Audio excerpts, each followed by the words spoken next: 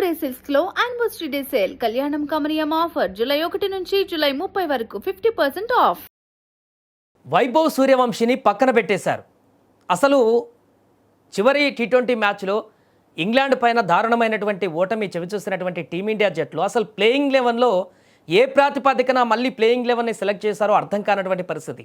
ప్రతి మ్యాచ్కి ట్విస్ట్ ఇస్తూ ప్రతి మ్యాచ్లో అనేక మార్పులు చేస్తూ అసలు ప్లేయింగ్ లెవెన్లో ఎవరిని ఉంచుతున్నారో ఎవరిని పెడుతున్నారో ఎవరిని తీసేస్తున్నారో అర్థం కానటువంటి ఒక కన్ఫ్యూజన్ వాతావరణాన్ని ఇంగ్లాండ్ టూర్లో అక్కడ కెప్టెనా లేకుంటే కోచా ఎవరు నిర్ణయాలు తీసుకుంటున్నారో తెలియట్లే. కానీ దారుణమైనటువంటి తప్పిదాలనేటివి మ్యాచ్ ప్లేయింగ్ లెవెన్కి సంబంధించి ఈ యొక్క దారుణమైనటువంటి ఓటమిలు అవి కూడా కారణాలుగా కనిపిస్తున్నాయి. వైభవ్ సూర్యవంశి ఆల్రెడీ మొత్తుకున్నారు మొదటి నుంచి ఐర్లాండ్ టూర్ చిన్న జట్టు మీద తను ఇంట్రడ్యూస్ చేస్తే తను అంతర్జాతీయ జట్టులోకి మొదటి మ్యాచ్లు కదా కొంత ప్రాక్టీస్ అవుతుంది, కొంత ఆ యొక్క ఇంటెన్షన్ కూడా తనకు అగ్రెసివ్ ఇంటెన్షన్ వచ్చేస్తుంది. ఆ యొక్క ఐర్లాండ్ మ్యాచ్ల మీద 1-2 హాఫ్ సెంచరీలు కొడితే ఫ్రీ అయిపోతాడు అని చెప్పేసి అనుకుంటే అక్కడ ఆడించలేదు. ఇంగ్లాండ్లో కూడా మొదటి మ్యాచ్ ఆడించకుండా తనని కన్ఫ్యూజన్లో పెట్టేశారు. రెండో మ్యాచ్లో ఒత్తిళ్లు రావడంతో విమర్శలు రావడంతో సంజు శాంసన్ వరుసగా విఫలమవడంతో ఇంకా తప్పదని చెప్పేసి తీసుకున్నారు. తను మొదటి మ్యాచ్ విఫలమయ్యాడు, రెండో మ్యాచ్ విఫలమయ్యాడు, మూడో మ్యాచ్ విఫలమయ్యాడు. ఇక మిగిలింది ఒకే ఒక టీ20, అది కూడా ఆడిస్తే అయిపోయేటువంటి దానికి మొత్తానికి పక్కన పెట్టేసి తనకు ఒక పూర్తిగా నెగిటివ్ ఇంపాక్ట్ కలిగేటువంటి విధంగా తన మీద వేటేశారు. వైభవ్ సూర్యవంశిని అసలు పక్కన పెట్టాల్సిన పరిస్థితి ఏంటి? ప్లేయింగ్ లెవెన్లో షేడ్ చేయనేటువంటి వ్యక్తిని తీసుకున్నారు, మళ్ళీ కొత్త పర్సన్లను తీసుకున్నారు. అర్థం కానటువంటి లెక్కలతోటి ప్లేయింగ్ లెవెన్లో నిన్న 5th టీ20లో నడిచినటువంటి పరిస్థితి. సరే, సంజు శాంసన్ని పెట్టుకున్నారు, ఓకే, ఓపెనర్గా సంజు శాంసన్ని దించారు, మళ్ళీ ఫెయిల్ అయిపోయాడు, పర్వాలేదు. బట్ సంజు శాంసన్ని తీసుకోవాలనుకుంటే వైభవ్ సూర్యవంశినే పక్కన పెట్టాలా? వేరే ఆప్షన్ లేదా? వైభవ్ నుంచి కూడా సంజును పెట్టొచ్చు కదా. ఆ కాన్సెప్ట్ ఎందుకు మర్చిపోతున్నారు?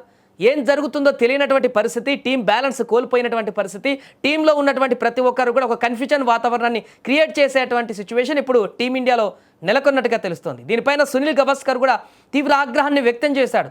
సర్వత్రా విమర్శలు వ్యక్తమవుతున్నాయి. ఇప్పుడు వైభవ్ సూర్యవంశిని పక్కన పెట్టడం, ముఖ్యంగా భారత క్రికెట్ దిగ్గజం సునీల్ గవాస్కర్, ఇంగ్లాండ్ మాజీ స్పిన్నర్ గ్రేమ్ స్వాన్ కూడా గౌతమ్ గంభీర్ నేతృత్వంలోని టీం మేనేజ్మెంట్ నిర్ణయాన్ని తీవ్రంగా తప్పుపట్టారు. సిరీస్ ఫలితం ఇప్పటికే తేలిపోయిన నేపథ్యంలో ఈ నామమాత్రపు మ్యాచ్లో యువ ఆటగాన్ని పక్కన పెట్టడం పైన సునీల్ గవాస్కర్ తీవ్ర అసహనం వ్యక్తం చేశారు. వైభవ్ను తీసుకోకపోవడం నన్ను చాలా నిరాశపరిచింది. ఇది తప్పక గెలవాల్సిన మ్యాచ్ అయితే అనుభవం ఉన్న ఆటగాడిని ఆడించడాన్ని అర్థం చేసుకోవచ్చు, కానీ ఎలాంటి ప్రాధాన్యం లేని మ్యాచ్లో ఒక యువ ప్రతిభావంతుడికి అవకాశం ఇవ్వకపోవడం పెద్ద తప్పు.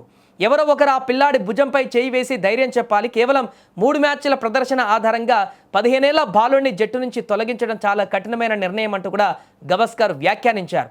మరోవైపు ఇంగ్లాండ్ మాజీ స్పిన్నర్ గ్రేమ్ స్వాన్ కూడా భారత యాజమాన్యాలపైన విమర్శలు గుప్పించాడు. వైభవ్ను భవిష్యత్తు సూపర్ స్టార్ అని నమ్మినప్పుడు అతడికి కేవలం 3 మ్యాచ్లు ఇచ్చి ఎలా వదిలేస్తారు? ఆడిన 3 మ్యాచ్ల్లో అతడు తన సత్తా చూపించాడు. ఫామ్ లేక పరుగులు చేస్తూ ఫామ్ లేనటువంటి సంజు శాంసన్ మళ్ళీ తీసుకువచ్చారు. అతడికంటే బెటర్గా 6లు కొడుతూ హిట్ చేసేటువంటి ఇంటెన్షన్తో ఉన్నటువంటి పిల్లాడే బెటర్ కదా, అతనే బెటర్గా ఆడాడు అని స్వాన్ కూడా అన్నాడు. ఇలాంటి విమర్శలు ఇప్పుడు వ్యక్తమవుతున్నటువంటి పరిస్థితి నెలకొంది. ఈ సిరీస్లో వైభవ్ 3 మ్యాచ్ల్లో 42 పరుగులు చేశాడు. ఇంగ్లాండ్ పేసర్ల బౌన్స్ను ఎదుర్కోవడంలో కాస్త తడబడినప్పటికీ వేగంగా ఆడే ప్రయత్నం చేశాడు. తన ఇంటెంట్ మాత్రం అలాగే చూపించాడు. 15 ఏళ్ల వయసులో ఉన్న ఒక ఆటగాన్ని ఇలా హఠాత్తుగా తొలగించడం అతని ఆత్మవిశ్వాసాన్ని దెబ్బతీస్తుందని, జట్టు పేలవ ప్రదర్శనకు ఆ కుర్రాడిని బలిపశువును చేయకూడదంటూ కూడా స్వాన్ హితవు పలికాడు. ఇప్పుడు అదే చెప్తున్నారు అందరూ. వైభవ్ సూర్యవంశికి ఇంకా చాలా లాంగ్ రన్ లైఫ్ ఉంది, చాలా సంవత్సరాల పాటు ఆడాల్సిన అవకాశం ఉంది. అలాంటప్పుడు తనని ఇంట్రడ్యూస్ చేసినటువంటి మొదటి రోజుల్లోనే తనని ఇలా డిప్రెషన్లోకి వెళ్ళేటువంటి ఆత్మవిశ్వాసాన్ని దెబ్బతీసేటువంటి విధంగా ఈ బిహేవియర్ చేస్తే తనలో ఉన్నటువంటి అగ్రెసివ్ ఇంటెంట్ లేకుంటే తన ఆట ఈ యొక్క ఆత్మవిశ్వాసం దెబ్బతినడం కారణంగా వెనక్కి వెళితే దానికి బాధ్యత ఎవరు వహిస్తారు? అసలు ఏం జరుగుతుంది? భరోసా ఇవ్వాల్సినటువంటి పిల్లోడికి 2-3 మ్యాచ్ల్లో ఇంత దారుణమైనటువంటి కఠిన నిర్ణయాలు ఎందుకు తీసుకుంటున్నారు? అసలు ఆ నిర్ణయాలు తీసుకునేటువంటి వ్యక్తులు ఎవరు? అసలు టీం నడిపిస్తుంది ఎవరు? ఏం జరుగుతుంది? దారుణమైనటువంటి వరుస వైఫల్యాలు. 7 మ్యాచ్లు అవుతుంది ఒక టీ20 గెలవడానికి. ఇండియా నెంబర్ 1 ఉన్నటువంటి, ప్రపంచ నెంబర్ 1గా ఉన్నటువంటి టీమిండియా 7 మ్యాచ్లో ఒక మ్యాచ్ గెలవడం కోసం ఒక్కటంటే ఒకటి ఎప్పుడు గెలుస్తుందా అని ఎదురు చూడాల్సిన పరిస్థితి. ఇప్పుడు ఆ టీం వరల్డ్ నెంబర్ 1 ర్యాంకు కూడా పోయింది, ఇంగ్లాండ్ వచ్చేసింది వరుస ఓటములతోటి. ఈ దారుణమైనటువంటి వైఫల్యాలకి ఎవరి కారణం? ఇంత దారుణమైనటువంటి పరిస్థితి, ఈ ఆట ఎవరి చేత ఆడబడుతుంది? కోచ్ గంభీర్ దీనిపైన ఆలోచించాల్సిన పరిస్థితి ఉంది. అనేకమైనటువంటి చెత్త రికార్డులను మూటగట్టుకుంటున్న పరిస్థితి ఇప్పుడు కోచ్ గంభీర్ ఖాతాలో ఉంటుంది. ఎప్పుడూ సాధ్యం కానటువంటి చెత్త రికార్డులన్నీ కూడా ఈ మధ్యకాలంలో భారత్ మూట కట్టుకుంటున్నటువంటి పరిస్థితి.